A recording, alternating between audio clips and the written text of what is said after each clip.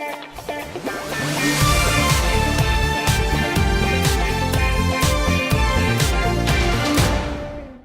guys, welcome back to the channel. So I wanted to start doing my legacy set reviews as I was able to get some of the legacy sets earlier this week, and I did a set haul video. So basically, if you're new to the channel or haven't watched my set reviews before, I talk about 3 topics generally. I talk about the design, the minifigures, and the accuracy to the show. But this wave is kind of different, given that none of the sets are actually accurate to the show, and this is a remake wave.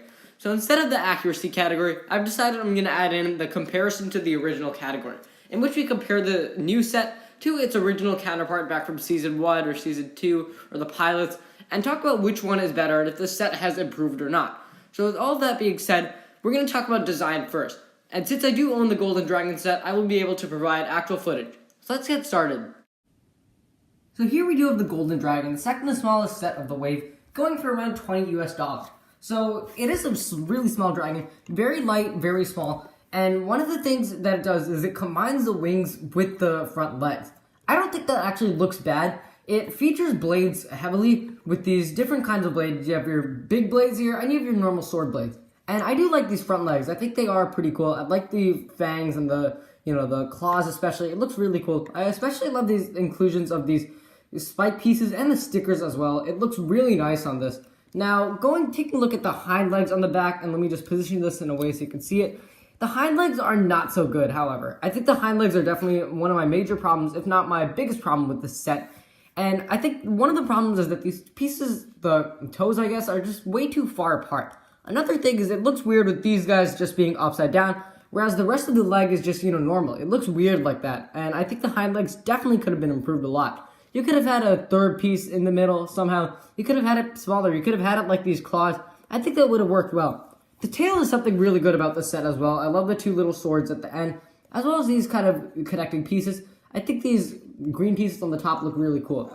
The saddle is good, but it also has a big problem. I do like this flag design. I think that really helps to add to the design of it. But at the same time, this piece is flat, and you can't stick a minifigure here. You can't solidly stick it down. If you were to tilt it, a minifigure would slide right out. I think that is a big flaw. However, the head is really cool. You can move the jaw like this, and there's a lot of head movement. There's, no real limit. Unlike the Firstborn Dragon, where you couldn't really move the head. I think the molding is really cool. It does feature a stud shooter in here. If you clamp it down, it'll fire right out.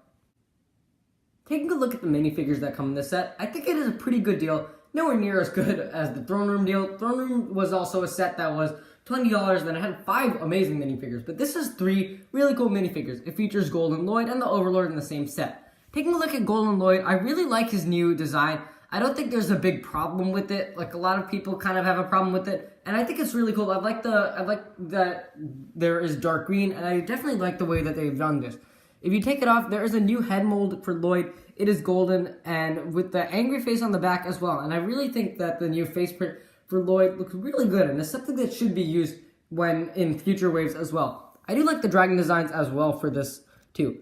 The Overlord minifigure is something really cool. It's not as good as the original Season 3 Overlord minifigure, but this is quite good. I love the use of the tail, as well as the, just the printing also. This first piece might seem really simple, but in reality, I really like the subtle designs. I also love the torso extension, design up here, with this little purple lightning piece also. The head is really scary, and it is transparent, and I really love the look of the Overlord's face here as well. And I'm glad that he does get the Helmet of Shadows as compared to the bone helmet that he originally was going to have. It also comes with a Stone Army Scout. I think one of the big problems with this is this new hat design. Like heavy metal, it just kind of blocks out the minifigure itself. So if I were to hold it like this, you can't really see it. It just shades over the entire face. And I think that is a problem. Now, looking at the face, I think it's really cool that they decided to go with teal this time. The torso itself is pretty cool. Not as good as the original torso, but I think it is still pretty cool on its own. And for this final category, we were going to compare the new Golden Dragon to its original form. The original form was released in 2012 under the Final Battle Wave, and it is kind of different but kind of not. The biggest difference is that the 2012 set is definitely bigger and has more going on. The most notable difference is that the hind legs are completely different and, in my opinion, much better. They are a lot skinnier and they kind of make more sense, in the sense that they are 3 toes as compared to just 2 stubby toes. Now, another difference is the wings And the wings and the front legs are connected as well, but the wings have 3 big blades and 3 really big blades as compared to the new Golden Dragons, 2 smaller blades and 1 normal sword. But yeah, the back of the tail of the original one is also very similar, but with the 2 swords kind of extending out as well. And the tail connections are just like the Golden Dragon, like the new one, but a lot bigger in the sense that they're large enough to include circular pieces, 4x4 circular pieces.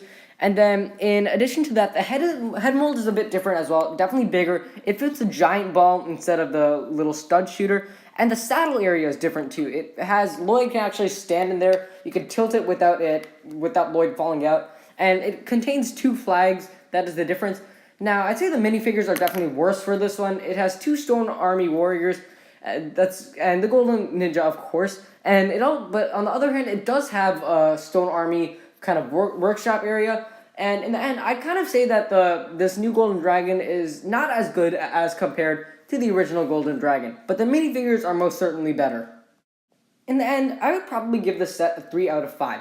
It is a downgrade when compared to the original Golden Dragon, but there's one thing that is different. I don't think the original Golden Dragon was worth its price, but this one definitely is. The minifigures are much better, and even the build isn't too bad all in all. I think this build is a little bit bare bones, it's kind of lacking in some stuff, and not everything is my favorite, but I think this set is definitely worth buying, and it is mostly, for the most part, it is good. Now that will wrap up this set review. Thank you guys for watching. If you enjoyed this set review, be sure to leave a like, subscribe, share it with anyone I already know. Leave your comments about the Golden Dragon set in the comment section below. Thanks for watching, and I will see you next time.